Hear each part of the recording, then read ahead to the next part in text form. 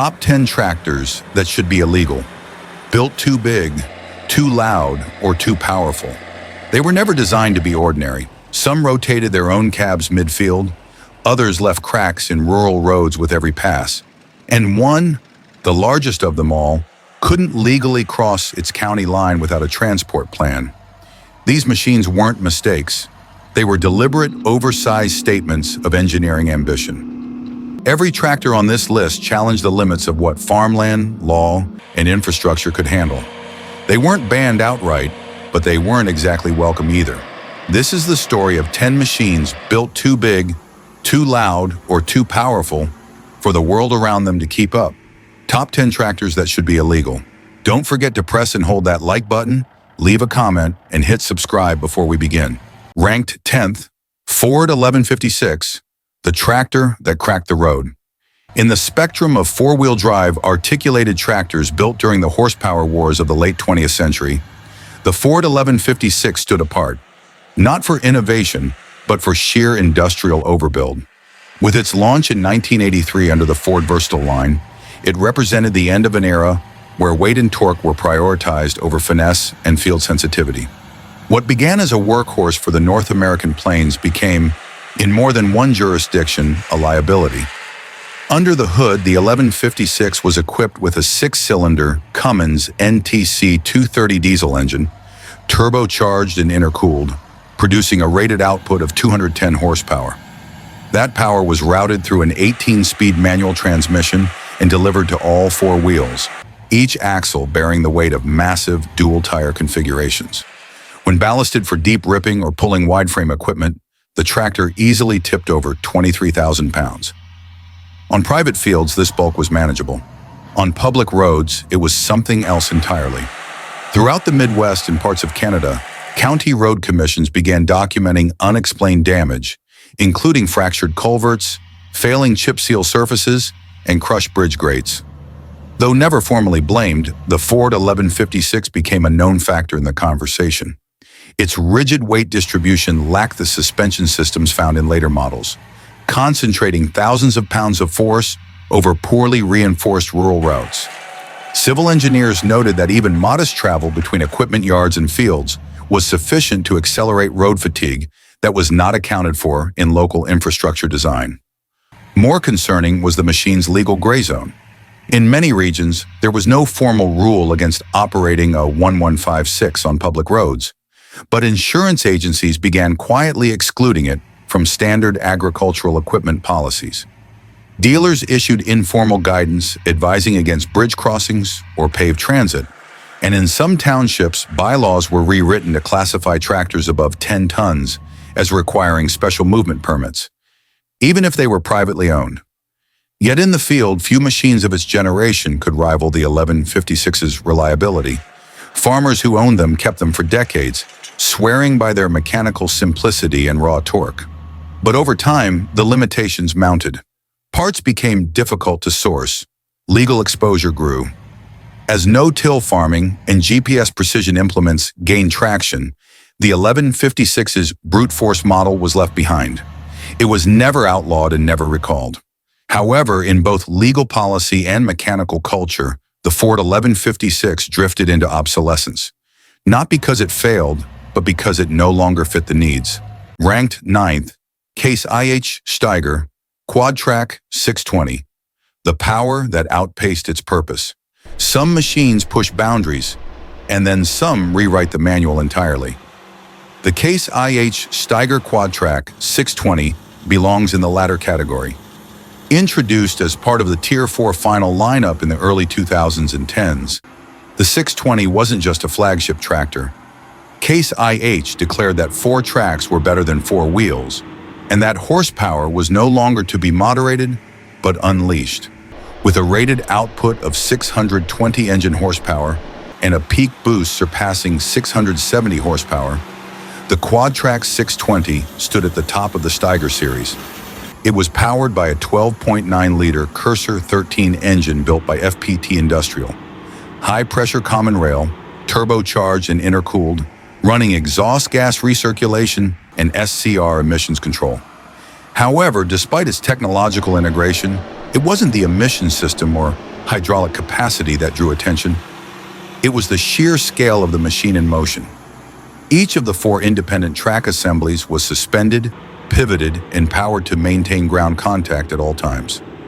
The design delivered unmatched traction in loose soil and minimized soil compaction compared to dual-tire competitors.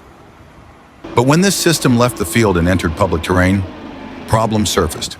The weight of the unit, over 27,000 kilograms when fully loaded, presented a direct challenge to county road infrastructure. Its turning radius exceeded local clearance guidelines. And in hilly regions, the torque transmitted through the tracks was enough to shred dry gravel roads under moderate throttle. Noise was another concern. The Quadtrac drivetrain produced a low-frequency vibration that, while tolerable in open fields, became intolerable when operating near residential areas or paved routes. Several reports from Kansas, Alberta, and rural Washington cited ground resonance impacts similar to military-grade tracked vehicles. While technically within decibel limits under field use guidelines, the Quadtrac 620 began to trigger ordinances initially written for industrial transport or construction zones. Municipalities reacted with infrastructure assessments. Some revised weight class zoning around bridges. Others reclassified Quadtrac tractors under restricted transport categories, requiring permits for road movement. These weren't bans, but they were practical limitations. In one documented case in South Dakota, a farm cooperative had to split route scheduling across 2 nights to move a single 620 between districts without violating curfews. Still, in agricultural terms, the 620 was a success. It reduced slippage, preserved yield, and outperformed competitors in wet or sandy conditions, but its dominance in the field couldn't resolve its incompatibility with the spaces in between: roads, easements, right-of-ways. The machine was too wide for old barns, too heavy for legacy bridges, and too aggressive for seasonal crossings. Today, the Case IH Quadtrac 620 remains in production, upgraded, revised, and refined, but in certain counties, it's effectively boxed in. Legal, but barely mobile. Within its domain, it is unmatched. Outside it, jurisdictions continue to adapt not to its presence, but to its consequences. Ranked 8th, versatile, Big Roy 1080, the colossus that couldn't turn. In the world of prototype tractors, few names evoke both admiration and disbelief like Big Roy 1080. Designed in the late 1970s by Versatile of Winnipeg, Manitoba, this experimental tractor wasn't built for mass production. It was built to test a boundary, and it crossed several in the process. Officially designated the Versatile Model 1080, Big Roy was powered by a Cummins KTA 1150 engine, a 19-liter inline 6-cylinder diesel, typically reserved for heavy-duty mining or military transport. Producing 600 horsepower, the engine was mounted behind the operator's cab, a decision that was as much a statement as it was an engineering solution. Designers aimed for better forward visibility and heat insulation, but the result was a machine with a wheelbase of over 30 feet, a total length surpassing most city buses, and a turning radius that defied practical use on anything smaller than a prairie. The 1080's design relied on a fixed frame, no articulation, no pivot, meaning it had to turn entirely on the steering angle alone. With its massive 8-wheel layout, each tire standing over 5 feet tall, even slight course corrections demanded runway length clearance. On straight fields, it was majestic. On irregular plots, it was a logistical burden. Weight wasn't the issue. At roughly 26 tons, Big Roy was lighter than its frame suggested, and its balanced axle configuration helped distribute pressure more evenly than expected. The real problem was maneuverability, or the absence of it. A machine this large could till vast acreage without pause, but once the row ended, it struggled to reposition. Operators reported a complete turn often required twice the field margin allocated for conventional tractors. In tight fields, it became unusable. Big Roy was also a mechanical anomaly in another sense. It had no market. Only one unit was ever built. Versatile brought it to trade shows as a spectacle, a marketing symbol of engineering ambition. However, internally, even the company recognized that the design was impractical for real-world deployment. No dealer network was prepared to support it. No parts pipeline existed for scale production. It was brilliant on paper, iconic in silhouette, but commercially stranded. Despite this, the tractor found life beyond utility. It became a symbol of agricultural overreach, not in a negative sense, but as an artifact of what happens when engineers are given free rein. In 2017, Big Roy was restored and permanently housed at the Manitoba Agricultural Museum. Today, it's more sculpture than machine, preserved, polished, and mounted with a custom camera to allow visitors a view of its impossible proportions. No regulations ever stopped Big Roy. The laws of practicality did that first. It was never too heavy, too loud, or too dangerous. It was simply too large to function in the human-scale world of modern farming. A machine built to conquer acreage, but ultimately outmaneuvered by its scale. Ranked 7th, John Deere 8850V8, the engine that outgrew the tractor. The John Deere 8850 was never supposed to be controversial. It was built to lead, the flagship of the 80s-era four-wheel drive 50 Series line, promising raw horsepower with brand-name reliability. But beneath its familiar green shell was an engine so ambitious, so fundamentally misaligned with agricultural realities, that the machine came to represent something Deere had rarely faced: mechanical overreach. At its heart was the JD 955 cubic-inch V8 diesel. Not a Cummins, not a Detroit, but a proprietary John Deere engine developed in-house. 8 cylinders, natural aspiration, no turbocharger. Designed originally for stationary power units, the 955 was repurposed for mobile field use in the 8850. The result? A 370 horsepower behemoth that roared louder, idled hotter, and ran rougher than anything else in its class.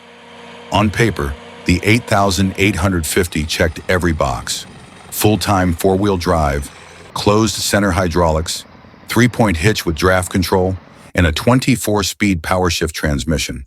But in practice, problems surfaced early, not in performance, but in endurance.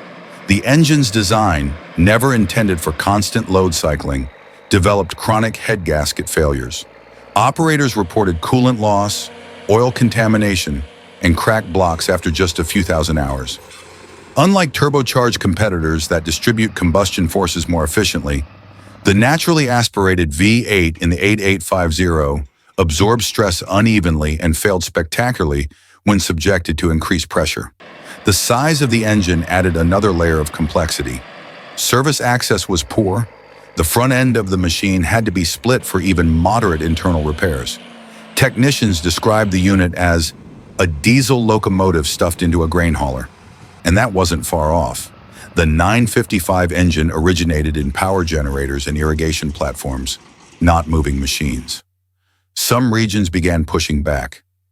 In Nebraska and Alberta, service complaints led to warranty tensions. John Deere quietly issued updates, including redesigns of the cylinder head and improvements to the cooling system. But the damage was done. Dealers began advising buyers to skip the 8850 and opt for earlier, more stable 8650s, or wait for the next generation. On the field, the 8850 was polarizing. When it ran, it pulled like nothing else in the lineup. Its torque curve was deep and steady, perfect for broad sweeps and deep tillage. However, its weight, over 32,000 pounds when fully equipped, made it a poor choice for soft ground. Compaction was high, maneuverability was limited, and its noise profile, fueled by an unbalanced V8 firing order, placed it in a category that many U.S. counties began monitoring under agricultural nuisance regulations. By the early 2000s, several farming communities labeled the 8850 too loud to house near town lines, a rare designation for a tractor that was never road rated. Today, the 8850 survives in restoration yards and auction blocks, often retrofitted with repower kits using Cummins or Cat engines. Few remain in their original condition, and even fewer are still in active service. The V8 legacy, once touted as John Deere's next frontier, has since been omitted from its modern design language. The 8850 wasn't illegal, but it outpaced its purpose. In trying to build a tractor around a V8, Deere discovered that power without long-term balance is just another machine waiting to break. Ranked 6th, Upton HT14/350, Australia's one-man monster. It was never mass-produced, never certified, and never sold. And yet, the Upton HT14/350 is still remembered as one of the largest and most extreme agricultural tractors ever built by a private individual. Constructed in New South Wales, Australia, in the early 1970s, the corporation didn't develop the Upton HT14/350N. It was engineered and assembled by entrepreneur and fabricator Ron Upton, whose goal wasn't to meet regulations, but to prove that a farmer could outbuild the major manufacturers. In that, he succeeded, though what emerged was so large, so technically unorthodox, and so far beyond operational norms that no governing body would ever allow it near a public road. At its core was a Cummins 14-liter, 6-cylinder diesel engine generating 350 horsepower, a staggering number for its time. Most commercial tractors in Australia during the 1970s operated well below 200 horsepower. The Upton more than doubled that, and did so without a corporate R&D team or emissions lab to limit it. The engine was paired with a 6-speed Allison automatic transmission, mated to custom-built axles and an open differential system designed to reduce torque overload in soft terrain. But the drivetrain was only part of the story. The frame was a welded box steel, rigid, non-articulated, and nearly 35 feet in total length. The tires, custom-imported earth-mover-grade rubber, stood almost 6 feet tall. Its total weight exceeded 30 metric tons, and without any articulation or central pivot, turning the machine required absurd amounts of field width. Reports suggest that even minor directional adjustments demanded hundreds of feet. There was no power steering in the conventional sense, only hydraulic assist on a mechanical front axle, with a turning radius closer to a mining hauler than a farm implement. But it was the lack of safety systems that raised the most significant concern. The Upton had no rollover protection structure, no certified cab enclosure, no standardized lighting, braking, or load balancing system. The operator sat just a few feet in front of a 14-liter engine block, encased in sheet metal, but without any form of thermal shielding or vibration damping. The exhaust system ran beneath the seat. Entry required a vertical ladder. Emergency egress wasn't designed at all. Unsurprisingly, the tractor was never road registered. It could not be insured. It could not be sold as it didn't meet any industrial or agricultural compliance codes recognized by Australian state authorities. And yet for years it functioned, not on government-regulated farmland, but on Upton's property where safety enforcement had no jurisdiction. The HT14/350 was eventually retired not by law but by scale. Its size made it impractical to transport or store, and as implement designs evolved, its compatibility with modern equipment became obsolete. Today, the original machine is preserved in static display condition at the Upton Engineering Facility, not far from the paddocks where it once operated. The Upton HT14/350 was never illegal, but had it crossed property lines, it would have triggered every regulation on the books, from road safety to operator exposure. It remains even now a singular event in tractor history. One man's fully functional overreaction to what he believed the industry was too cautious to build. Ranked 5th, Belarus K700, Kirovets, the Soviet tractor that roared too loud for the West. In the annals of Soviet engineering, few machines captured the ethos of brute force state agriculture more than the Kirovets K700. Designed not for flexibility but for absolute endurance, this massive four-wheel drive tractor was a mechanical statement of empire, industrial-scale horsepower for collective-scale farming. But when it crossed borders into Western markets, it didn't just confuse customs, it clashed with entire regulatory systems. Built by the Kirov factory in Leningrad beginning in 1962, the K700 was intended for the sprawling kolkhoz fields of the USSR. Measuring over 7.4 meters long, 3 meters wide, and weighing up to 12 tons unloaded, the K700 wasn't just large. It was aggressively loud, mechanically raw, and unapologetically Spartan. Its signature yellow-orange livery was unmistakable, but it was the V12 diesel engine inside that defined the experience. The AMZ238ND3 V12 produced 300 to 350 horsepower, depending on configuration, but the output was secondary to the noise. With minimal acoustic insulation, mechanical fuel injection, and side exit exhausts, the K700's decibel levels at full load regularly surpassed 115 decibels, more akin to a commercial aircraft on takeoff than a piece of farm machinery. Soviet operators wore no hearing protection. Western standards didn't allow that kind of oversight. When a limited number of K700s were exported to Europe and North America in the 1980s under agricultural exchange programs or state surplus contracts, regulators were unsure how to classify them. The machines lacked seat belts, rollover protection, certified lighting systems, or compliant hydraulics. Worse, they emitted unfiltered black diesel exhaust with particulate counts far above EPA or EEC thresholds. Several were seized at ports in Germany and the UK due to emissions violations.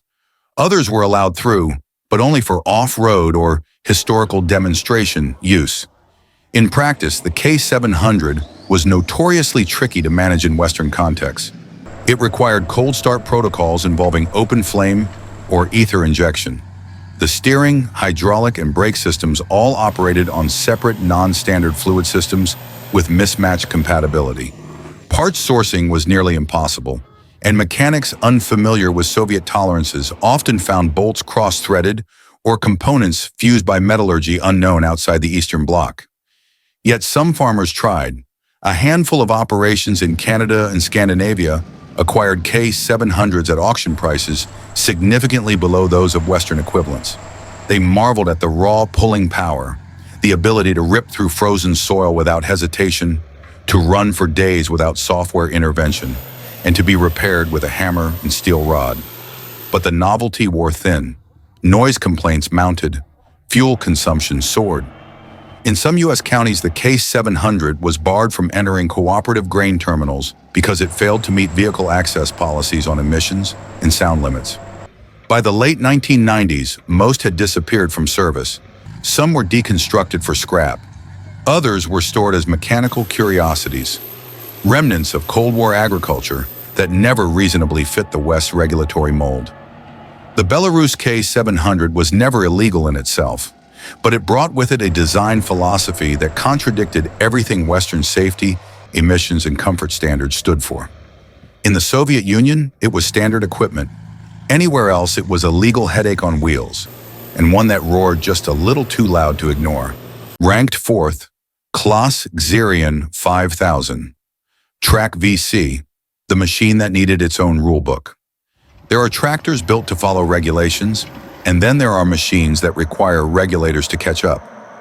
The Claas Xerion 5000 Trac VC didn't just push the envelope in design, it forced a structural rethink of what defines a legal agricultural vehicle.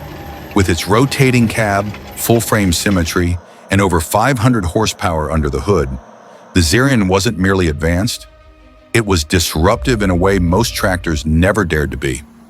Launched in the early 2000s, the Xerion 5000 was the flagship of Claas's high-horsepower lineup. At its core was a Mercedes-Benz OM5 02LA, an 8-cylinder V engine capable of producing 530 horsepower. That power flowed through a continuously variable ZF transmission, not standard in tractors of this size, delivering seamless torque from 0 to 50 kilometers per hour. But even these specs only hinted at what made the machine controversial. The defining feature was the Trac VC configuration, which featured a full rotating cab mounted on a turret system capable of spinning 180 degrees with the press of a button. In practice, this allowed the operator to face forward when transporting equipment, then rotate to face rearward, turning the back of the machine into the front when using rear-mounted implements. While ergonomically clever and operationally efficient, the system posed a problem for regulators. Which way was forward? In several European countries, agricultural road use laws required the placement of headlights, mirrors, and warning lights to be oriented relative to a fixed forward direction. With the Xerion, that fixed point no longer existed. Insurance companies began requiring special policies. Road authorities in the UK and Sweden temporarily denied transit permits until Claas issued supplementary lighting kits with auto-switching orientation. There was more. The Xerion's 4 equal-sized wheels, mounted on rigid, non-articulated axles, made it handle more like a military transport than a standard farm tractor.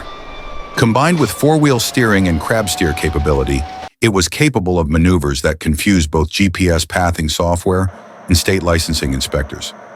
In France, 2 departments briefly reclassified the Xerion 5000 as a self-propelled implement, a category typically reserved for sprayers and forage harvesters, to reconcile its legal status.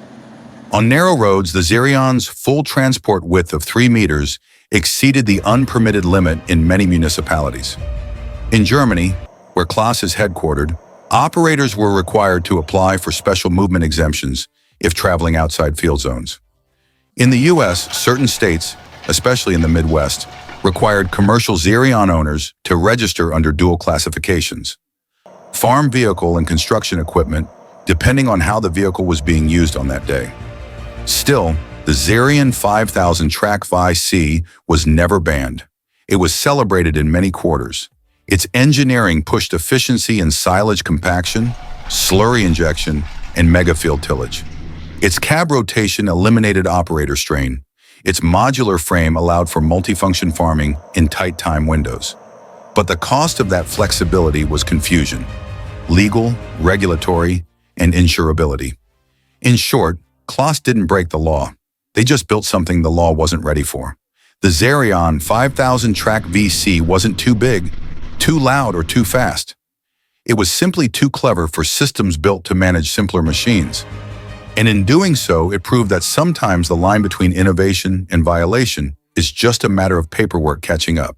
Ranked third, Big Bud 450, the giant that fell between regulations. When people speak of Big Bud, they usually mean the 16 BIM 747, the 1,100 horsepower Leviathan that became the largest farm tractor ever built. But there was another, the Big Bud 450, smaller, quieter, but still a machine that tested the boundaries of what agriculture, infrastructure, and insurance systems were willing to tolerate. Built by the Rome Plow Company of Georgia, which had acquired the Big Bud name in the 1990s, the Big Bud 450 was not a continuation of the legendary Montana-built tractors, but a reinterpretation. Released in minimal numbers, this version utilized a Caterpillar 3408V 8-turbo diesel engine, generating up to 450 horsepower, with some units unofficially upgraded to 470 horsepower. It was intended for the vast, open farms of North America's interior, particularly in regions where standard 4-wheel drives had reached their traction and pulling limits. However, while the tractor was technically sound, the surrounding ecosystem was unable to accommodate it. At full ballast, the Big Bud 450 weighed in at nearly 40,000 pounds. Its sheer length, over 25 feet, combined with articulated steering and high flotation tires, made it efficient in massive fields but almost impossible to operate in areas with bridges, culverts, or older county road systems. In Montana and parts of Saskatchewan, rural access roads collapsed under it. Subsurface drainage tiles were crushed. Gravel routes deteriorated after only a few passes. More problematically, the Big Bud 450 lacked consistency in classification. It was too large to be considered a normal agricultural vehicle under certain U.S. Department of Transportation state codes, but too slow and field-locked to qualify as commercial equipment. Insurance providers flagged it as a coverage outlier. In at least 2 reported cases in Nebraska and eastern Colorado, private insurers refused to underwrite on-farm liability policies for the tractor unless the owner prohibited its movement on roads. Operators faced additional challenges. The engine, while mechanically respected, produced heat loads typically found in mining or oilfield applications. When paired with oversized implements such as deep rippers or 80-foot cultivators, the tractor's frame sometimes flexed beyond its rated tolerances. And with no active suspension or adaptive tire pressure system, the 450 transmitted intense vibration into dry soils, increasing erosion risk in high-wind regions. The Big Bud 450 wasn't mass-marketed. Only a few dozen were ever built, and fewer remain in service today. Those that survived have been modified, including narrower axles, D-rated engines, and smaller tire conversions. Most are now museum pieces or private collection show tractors, towed rather than driven. Legally, the Big Bud 450 never crossed any lines, but it walked right up to them. It didn't get banned. It was left behind by a system that was never designed for its scale. Roads couldn't support it, law books couldn't classify it, and markets couldn't insure it. In the end, it wasn't a failure of engineering. It was a mismatch between ambition and infrastructure. Ranked second, dual-engine Fordson E27N, the Frankenstein tractor that defied every rule. It was never meant to exist. The dual-engine Fordson E27N wasn't a product of any manufacturer, nor did any regulatory body sanction it. It was a one-off. A hand-built colossus cobbled together in post-war Britain by farmers who weren't content with the limits of physics, engineering, or legality.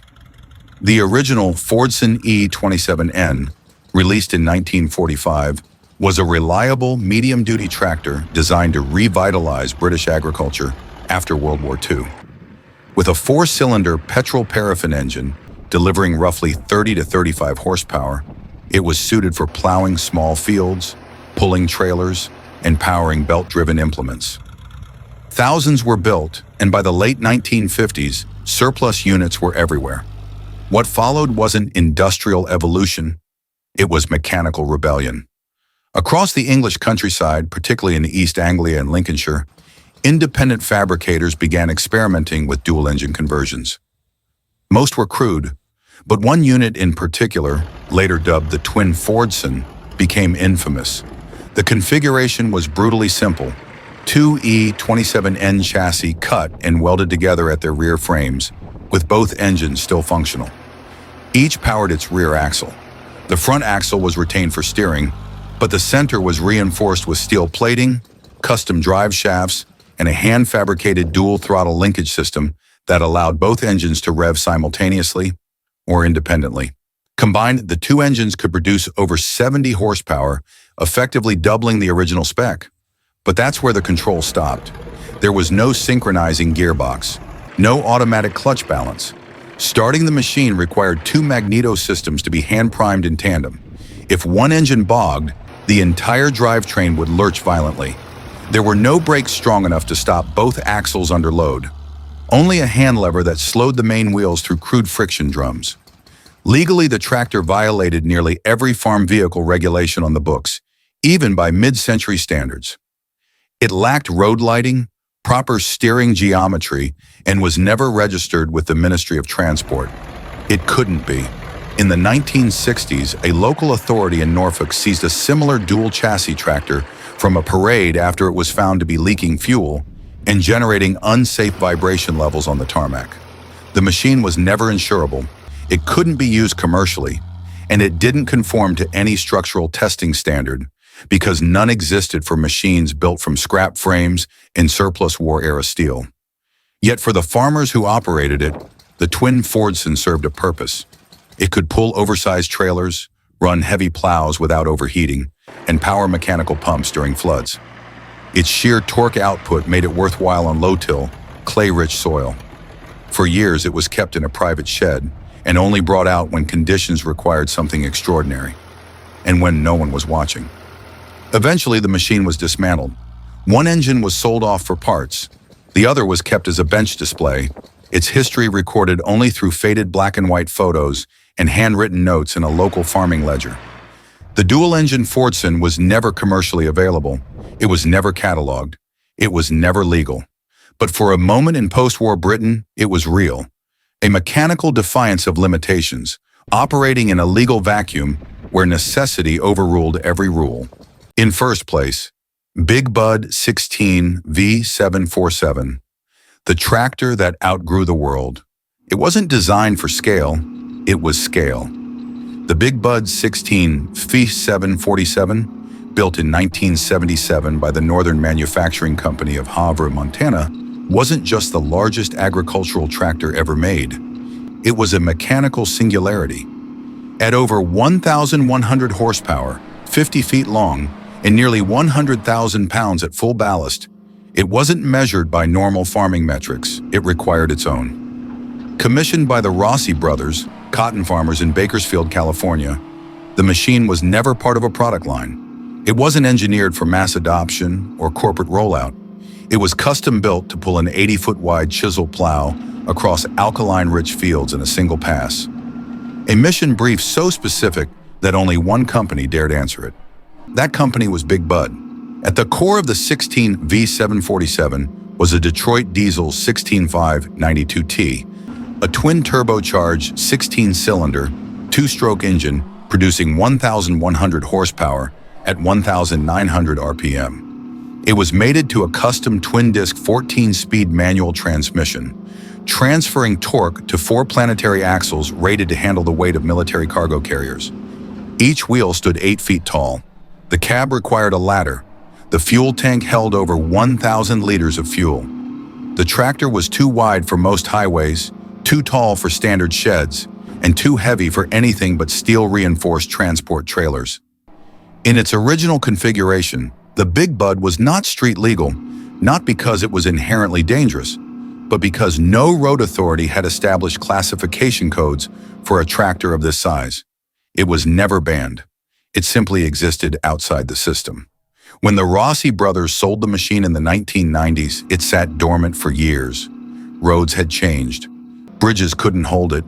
Farms had downsized. Equipment manufacturers had shifted toward precision and modularity. The 16 V747 had no niche. It was now incompatible with the very world that once required it. In 1997, the Williams brothers of Big Sandy, Montana, brought it home.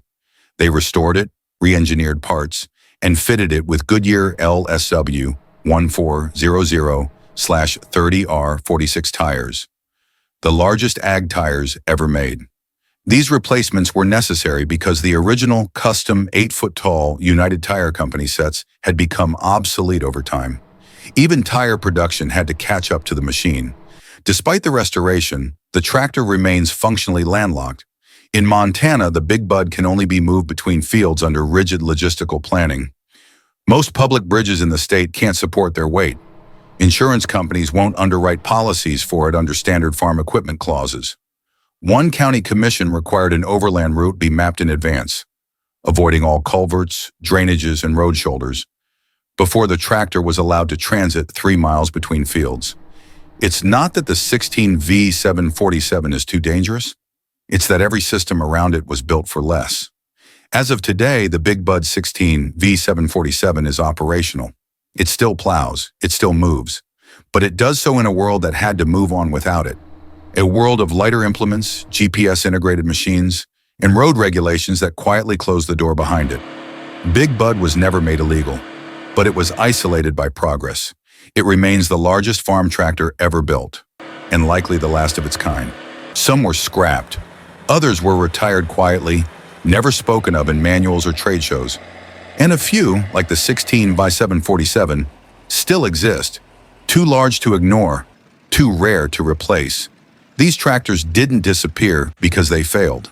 They were replaced.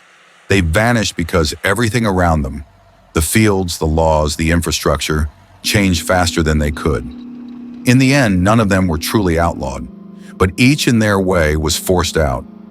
Not by legislation, but by a world that couldn't contain them anymore. This was Top 10 Tractors That Should Be Illegal, Built Too Big, Too Loud, or Too Powerful. Let us know which one resonates with you in the comments, and don't forget to like and subscribe to our channel for more content like this.